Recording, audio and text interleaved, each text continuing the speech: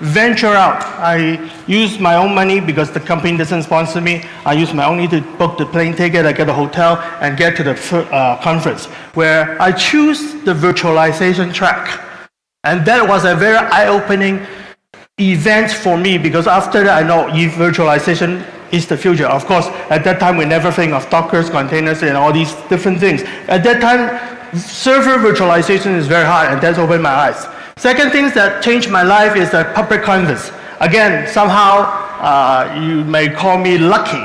I get a free pass to public conference. I use my mileage to fly up to San Francisco. I stay at my cousin's place, so the whole trip I don't have to spend much. And dinner and lunch is all sponsor driven, so I don't have to spend that much. But that was a life-changing experience to me. I don't remember exactly the context, but during lunch, someone sitting next to me said, "Oh, you'll be a speaker of some conference."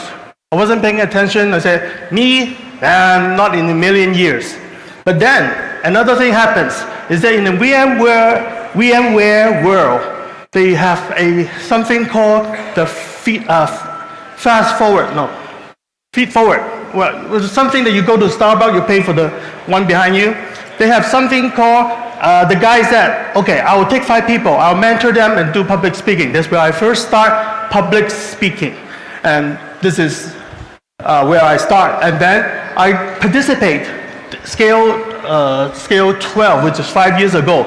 I was helping out at a teacher. In fact, today you will see me at a scale t-shirt booth giving out, because I am a true believer that I need to give back to the community, and this is some way I can give back to the community. So if you want a scale t-shirt, just stop by and get your t-shirt. Later on you will see me there in the afternoon. Okay, why did I need to tell you my story? Well, because when I submit this talk, I want to give back to the community. I want to encourage other people to step out of the comfort zone. So what is your comfort zone currently? Everyone must have their comfort zone, but what is it outside of your comfort zone? Because in the DevOps environment, we need to know a lot more just than the things that we have been doing. I was a software developer for 20-some years on embedded equipment. But that's not enough. I need to know how virtualization works. I need to know Docker container. I need to know Kubernetes. All these things is important to my survival. See, this is, everyone would know if you are in the DevOps environment. This picture, it is the DevOps kind of an ecosystem that all these things involve. I have not counted how many items or companies or products in this picture, but let me ask you, how many do you know? We cannot know it all, but we have to know more. And of course, if you are in a DevOps environment, this continuous feedback loop you will be very familiar with, that I don't need to go into. But this is a very important thing for us. This is the continuous development, testing, integration, deployment, monitoring, and also the feedback. Of that, also, there is an infrastructure as code. So I'm not sure what's the mix in this audience. You more from the development side or the operation side, or I think I would guess it's 50-50. No matter what it is, I think developer needs to know operations. Operation needs to know something about the code. Let me show you something on this. At least when you are on the operation side. This is a Python script just to test the network speed. I didn't write this one. I grabbed it from the internet. But of course, you can always get things from the internet very easily these days. But you have to know what it does. You have to understand all these things, what it is trying to do. So, maybe the code that you download may be useful, but can you sure that it is bug-free, or there's any hidden thing, backdoor that is inside that you run and may implement a Trojan horse into your system that we have to know. So these are something that we need to know as in the DevOps environment. Press. Oh, they know that it will. Probably wrong one. This one? No, should be this one. Yes. Now, these are the things we have to know. I mean, this is something very common. I'm not going into detail about these things because this talk is not about these tools. This is some example of configuration management tools. For the cloud and containers, first we have to know. Container, cloud, I list out the three most popular public cloud. And then the last one, I also listed the Chinese-based Alibaba. Because I think at this time of this age, everything is going so fast. We cannot ignore the outside of America's public cloud. So this is something we have to know in one way or the other. There's some API we need to know. And for programming, again, this is infrastructure as code. I encourage you to step out of your comfort zone to learn some kind of programming. My personal pick on learning if you are new to programming is Python. It is good for scripting, tons of libraries to support, easy to learn. I think it's very easy to learn. Of course, if you want to write very complicated Python code, you can. It is a tool for it too, but it is easy for you to learn. If you want to do simple things, this is a good tool for you. I think the entire OpenStack project is written in Python. So OpenStack is very complicated. Python can support it, and it's people's choice of programming language. Speaking of that, what is the most popular programming language? Most popular. COBOL, okay. Anything else? Basic? You get it wrong, it's profanity. No. Okay, let's move on. I just want to keep you guys awake without the coffee. For programming, I was a software developer. I went to school, they taught me these three things. No matter how complex the program is, it boils down to all these three basic steps. Assignment, A equal to B, A equals to 3, if then else, and then iteration is a loop, there's a for loop, while loop. You cannot go away with all this. Basically, it boils down to all these three. So don't be scared. Programming is not that difficult. Of course, if you want to write very complicated program, that might take some time, take some thoughts. But then, if you really want to do program, it's all these three. If you can master it, or let me at this time show you something about these three. I'm trying to pick up a editor. I'm deciding between Atom or Visual Studio Code, but I think I like this the most. I have a program here. This allows a good plugin. This one I have, is it big enough? Do I need to increase the fonts? Good. So this is some of the very basic thing about programming. So this is assignment, A equals to 4, B equals to 5, and if A greater than B, then you print this. It's very, very easy to read, and it's not that difficult. And then there is also the while loop. And one thing about the Visual Studio Code is that you can run it here. You say, run Python on terminal. You just run. It just got all the display.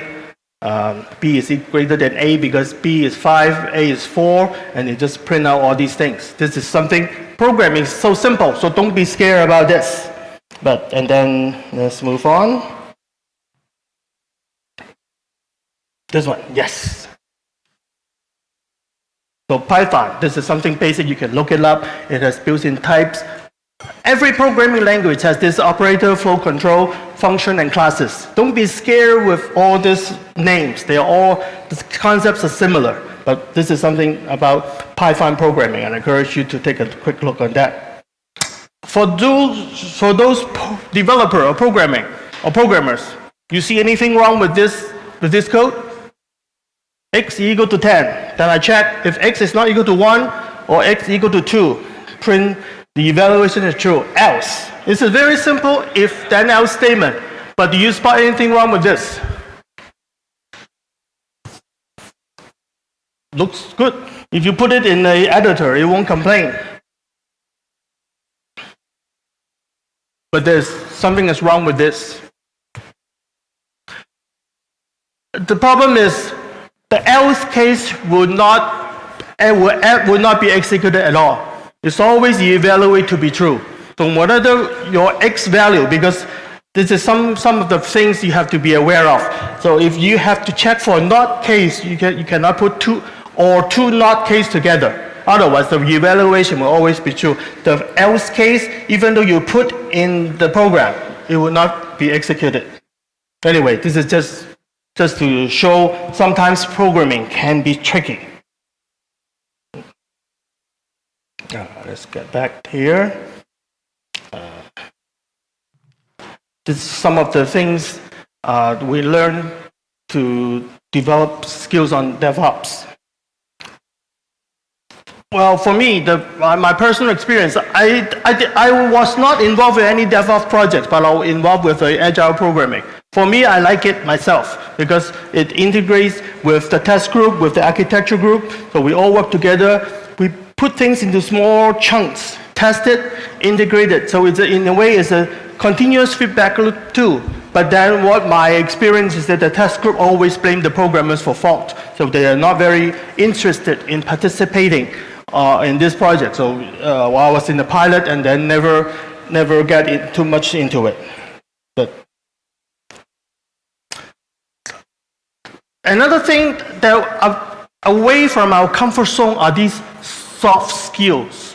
To me, there are these three different things, the soft skills: the writing skill, networking skill, and the presentation skills. Writing skill, what are they? Everyone can write, but how well can you write? What are you going to write? So I think blogging is one way to improve our writing skill, and also one thing to share back to the community. Like what I have said here is to show off your technical knowledge. And also, when you blog, you're writing something out, you make sure you really understand the subject. It's not, maybe sometimes you think, oh, I know about this, but it's not exactly how it works. But until you really get down to the code or you take a project, then you can know about it. I blogged one time. For me, I always keep myself to the edge. One time, 3 years ago, I think 3 years ago, time is not exactly important here. I participated in a 30 blogs in 30 days, in which in 30 days I have to produce 30 blog posts. I was really pushing myself. I was on vacation still. I need to write blog posts. But then I was trying to push myself. I think the key here is that we need to push ourselves to a higher envelope. Or not a higher envelope. I'm not sure if this is a correct statement. But you push yourself to the edge so that we can be able to keep ourselves relevant. I think the key for this whole thing is that we need to be relevant. So blogging is one thing. I encourage you to step out of the comfort zone and do some writing. Okay, I am a software developer. I'm from Asia. I don't like to talk to people too much. I don't like to watch baseball. I don't watch basketball. I don't watch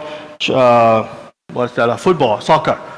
So during a conference like this, when you step outside, what can I talk? Nothing much I can talk about. But the good thing is I like beer.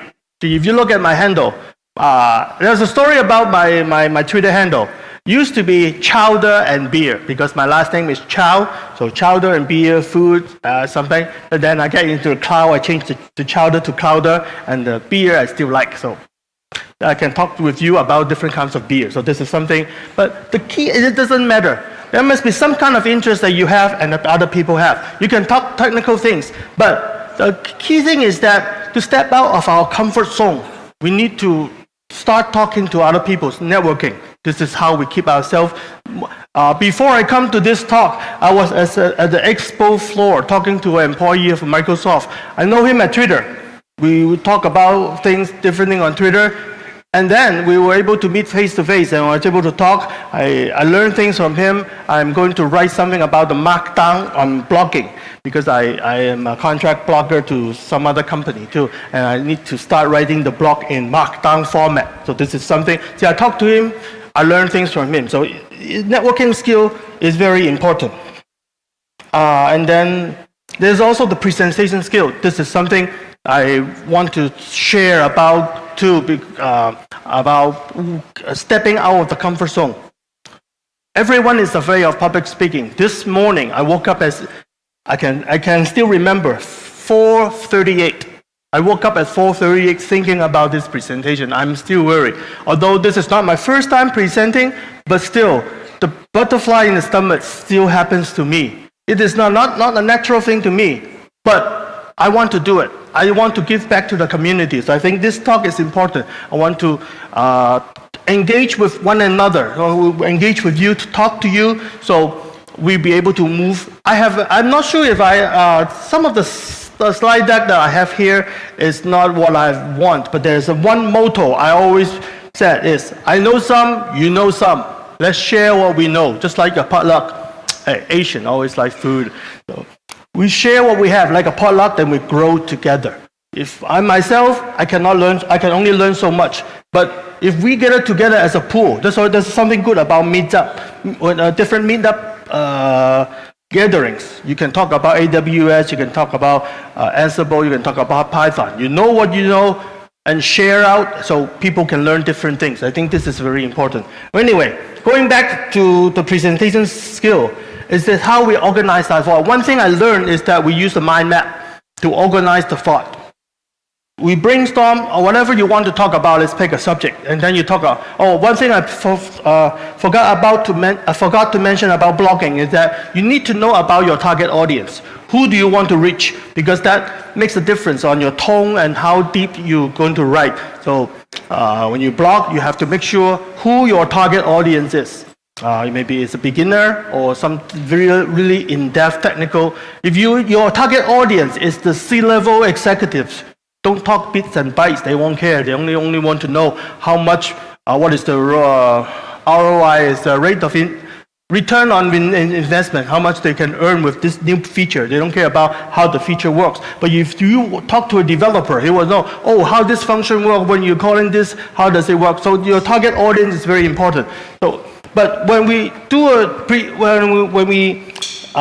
presentation, we just write down the thoughts. Random thoughts, doesn't matter. As long as you think it's related to the subject, just write it down and put it on a mind map.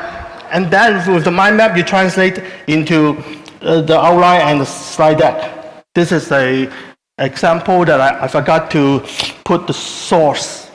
Usually, when I get something from Google, I put a source. I grab this from Google search. But this one is mine. When I prepare this presentation, this is my mind map. I have a topic here. Actually, it was a different presentation. I did that as a VMware user group. This is called the feed forward. But I organized the thoughts into this. What is feed forward? Why do I want to do it? And how can I do it? This is some kind of things. I think this helped me so much. If you want to do a presentation and do not know what to do, give this a try. A mind map is a very useful tool for me.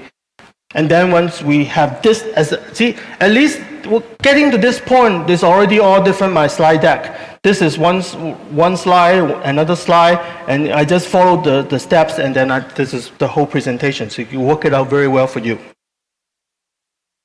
About preparation of the slide, this is something I learned. Points to be simple and concise. This is something, I just show you an example. I think this is a very good source. The 7 deadly sins of presentation of slides. Is also from the internet. So I don't know which one you like better, the upper one or the lower one. I think the upper one I prefer because it does the filtering for you. It says the minimum requirement, positive business outcome. So if you don't want to look at the detail, these are the 2 things that you can look at. And versus on the lower one, this is so wordy. It's sometimes you hear 1 or 2 sentences. You don't want to move on. And this is doing it for the community. I am a true believer of giving back to the community. For some reason, with this slide deck, I'm missing some some of the slides, I think. You see. Okay, get back to the community. Like I said, the whole thing is that we learn together. So giving back to the community is very essential. And the other thing is engage with the audience. You see me walking up here, I try to engage with you. I don't necessarily want to, even though I want to, I very much want to hide myself behind the podium. Then you don't have to talk to me, you just hear me talk, and I don't have to worry about your eye contact with you. That is very comfortable for me, but it's not good for you. Would you like me to talk like this? Or rather, that I may be, I don't have the tool. Read from my presentation. Blah, blah, blah, good evening, thank you for coming to Scale. That is not engagement. Giving presentation is not just dumping the information. It's about engagement. I need to engage with you. I need to have eye contact. I know I'm not doing it very well with eye contact. I'm not looking at you too much. I know this is important, but I need to tell you that this is also important too. So I need to engage with you. Because if I engage with you, I'll be able to give out my information better. Versus if you read a book, it's not personal. If I can talk to you, I can have eye contact with you, then it's better for me to communicate my information or whatever I want to say to you, and I can have the feedback. Or what if most of you just cross your hand, looking at your, I hope you are tweeting about how great this talk is, but most of the time it's not. So we looking, so boring, but just stay. I don't know, have anywhere to go. The expo floor is not open, so I just stay and look at. I play what's that game? My friend always play Candy Crush. We just play Candy Crush and then let us go. But that's not the point. I need to get the feedback from you. See, I heard someone's laugh. That means good. My point is able to get across because someone has feedback to me. Even if you yawn. Well, that could be negative feedbacks. If you yawn, if you some people walk out, maybe the topic is not interested to them, or my presentation is not relevant to them, it doesn't matter. So they go. This is some kind of feedback that I need to be aware. When I do presentation, I need to be aware how am I talking, and then engage with the audience. I think this is very important. These are something that I learned throughout the year. And there's one thing I learned from I'm a VMware user group leader for Ventura County and Pasadena. Last December, we had a tour to the VMware campus, and they have a summit for the leaders for 2 days. They have one workshop. This is something I learned. Is that when you do presentation, do your hand like this. It feels more comfortable. It is naturally giving you a podium. You can hide yourself through the arm. But the position of your hand is important. This is very difficult. So you can only see people doing worship. You can raise up their hand. But this is not very comfortable because I'm open up myself to you. And that makes myself uncomfortable. So the position of the hand is also important. This one, I don't know. This is more natural. I can talk like this too. But this is a very natural position. So this is something I learned last year. So smile, I mentioned smile is something that I need to learn because smiling is not me. It's not natural for me. I need to. Second is eye contact, and I talk about sensitive to the body language. The other thing is, I always did it very badly, is that when I ask a question, I don't give time for you to think. When I ask a question, do I ask the question rhetorically, or do I really want to ask a question so that you will think? See, I ask a question now, I have to give you time to think. If I give a presentation, I cannot just dump out the information, read from it, A point, A point, B point, C. Even if I ask a question, if I don't pause, you don't have time to think. Then I'm moving on then you get confused. So when we do a good presentation, then if I ask a question, I need to give you time to think. Possibly, or preferably, I'll get feedback from the question. I will have to welcome answer, even though the answer is negative or positive, because this is a two-way communication. I cannot just say, go and dump the information out. And again, this is engagement happens even after the presentation. So I'll be around if you want to talk to me or you want to hear more of my story. I can have more story to tell you about how I step out of my comfort zone if I have not been able to convince you in this session. I have other stories to tell you what I've experienced or what are some of the things that I have encountered, how to step out of the comfort zone. See, if you will notice, English is not my primary language. I'm born and raised in Hong Kong. I did not born or raised in America. So speaking English is one of my hindrance for me to do public speaking. I'm not sure if you are at the virtualization world. I always make the joke is that I'm a type 2 hypervisor. Anyone was a type 1 hypervisor, type 2 hypervisor? Type 1 hypervisor is that when you have to run the ESXi that is native. Or the type 2 hypervisor is that you run the VMware workstation. You have to do translation. You translate the instruction into the host machine. For me, when I speak in English, I have to translate. Why? Because I don't think in English. I think in Chinese. And then I have to translate to the proper language. And on top of that, I have to do grammar check. I have to make sure I have the right grammar. Sometimes you caught me saying things with wrong grammar during my presentation. But I have to grammar check. See, when I say one sentence out, I have to went through all this. Whereas if you are a native English speaker, you don't have to worry about any of this. You just speak whatever your content. See, for me, I have to worry about my content. I have to worry about translating language, and I have to worry about the grammar. So all these things, this is a little bit deficit for me. But still, I am willing to stand up and apply. See, I wrote the call for paper. I want to, because under the assumption that I want to give back to the community. So even though this is something not natural for me, like I said, I woke up at 4:38 this morning. I couldn't get back to sleep. I was thinking about this whole presentation, how it goes, and how well, how effective my talk is. But it's something I have to do. And see, if I can do it, you can do it also. This why I put this picture here. When I was in Las Vegas intro, I went to the virtualization track. At that time, there are Citrix, there are VMware, there are different server virtualization solutions. Why I picked VMware is mainly because of their smile. If you go to I remember so well, maybe it's not happening now, but 7 years ago, if you go to a VMware booth, all the employee has a very good smiling face, I think, because they have good stock options, they have good futures, and they are very happy. This is like when you go to a Docker container booth, you will see people very happy.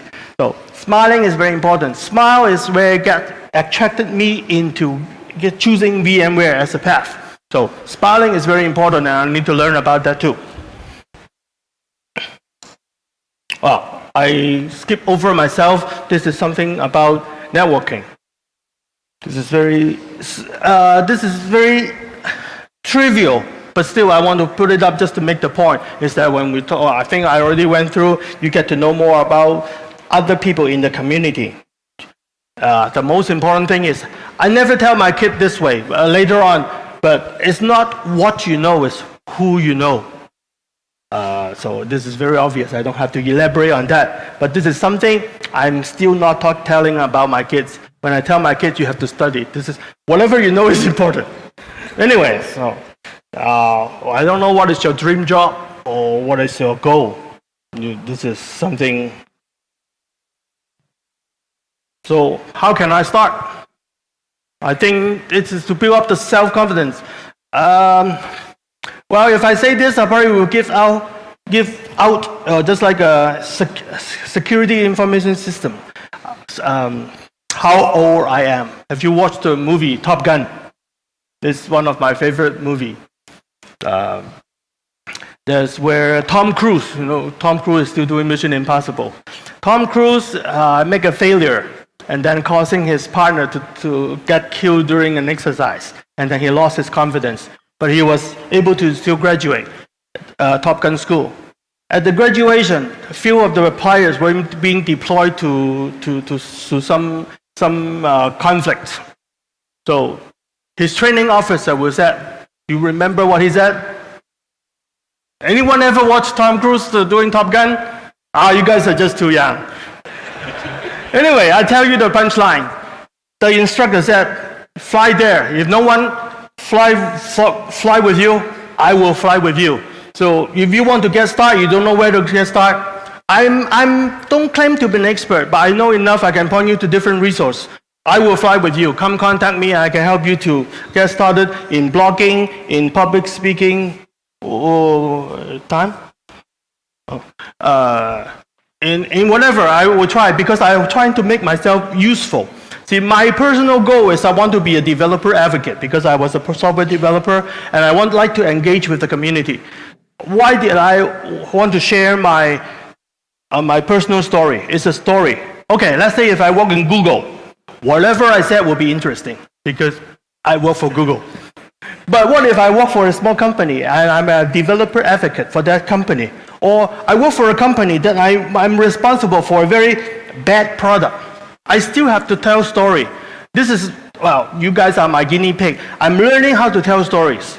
Because being a marketing person or a developer advocate, I need to tell the story. I need to tell you as a developer or DevOps engineer how great the product is, even though it is not. But I need to make it so interesting that you have to come to me. So these are some of the hidden soft skill that we need to develop. If you might not want to be a DevOps engineer for life, you might want to move to marketing, you might want to some other things. These are the soft skills that we need to build up. And so these are some of the things, build up the confidence. Tell yourself, yes, I can. I have been telling this for myself the whole morning since I woke up at 4:38. I remember so well because I woke up, the sun is not out yet. I look at my watch, 4:38, and I cannot get back to sleep. But I keep telling myself, yes, I can do it. And also, how many times? Oh, okay, so I still have some time. Oh no, actually, I have lots of times. Anyway, I keep telling myself, okay, I don't have a company. I don't work for Google. But I know the content is important. I wrote the CFP, and I want to share it with you. So I can keep telling myself, they need to know what I know. So whatever you know, just write it down, do some blogging, do some networking, just do some step out. The key is, see, like this one said, step out of your comfort zone. This slide, I think, summarize what I have in mind. It's just that you have to push ourselves over to a higher technical level. The IT industry is growing so fast that I was talking to Omar. New things is coming in every day. It's difficult to catch up, but we have to stay relevant. I think that I highlighted this. What I've been doing all these years that I want to stay relevant, and I think I have been. I've been looking into different things. I look at Kubernetes, I look at Docker's container, I look at IoT. Currently, I am looking at blockchain, Hyperledger, all these things. I'm trying to keep myself relevant just to stay alive, because sooner or later, whatever you know is not enough. So think about venturing into something new. Well, even though DevOps may be something new, but sooner or later, whatever you know might not be important or required to need some other skill. So if you do not start learning new things, stepping out of your comfort zone, because this is not doesn't come with natural. I have a slide, I think I missed it here, is that we need to build a home lab. I think this is very important. Whatever you want to build a home lab, you have to invest your time. Yeah, I know. After work, LA traffic, you have to drive an hour or an hour and a half from work to home. You don't want to do anything else. But I think giving a home lab to play around with different things is very important. There's no choice, but you have to balance between your family life and your moving forward. So I think this is something important too. But again, the whole idea is that, do you want to stay relevant? If you want to stay relevant, you have to step out of the comfort zone and try something else. I don't know what your comfort zone is today. It maybe public speaking is very natural for you. Good, then you look at something else. The idea is, whatever you feel comfortable, I can tell you it's not enough. You have to push yourself. So, this is repeating myself because I think this is important. So I have 2 slides doing the same thing. This is, I like this quote very much. If you want something in your life you have never had, you have to do something you have never done. I think this summarizes the whole thing, and I encourage you, whatever comfort zone you're in, fine. But try to step out of your comfort zone and do something that is not that easy or natural for you. Sooner or later, it will become beneficial. For me, see, I'm still trying to pursue a job in being a developer advocate. That's why writing, developing content is important. Public speaking is important to me, and engagement to the community is also an important aspect of being a developer advocate. So I'd like to chat with you. I think this is all I have. I did not use up the whole full hour, but I think, good. I now have some question and answer, if I can answer, but maybe anyone, it's a good time to be a question and answer time.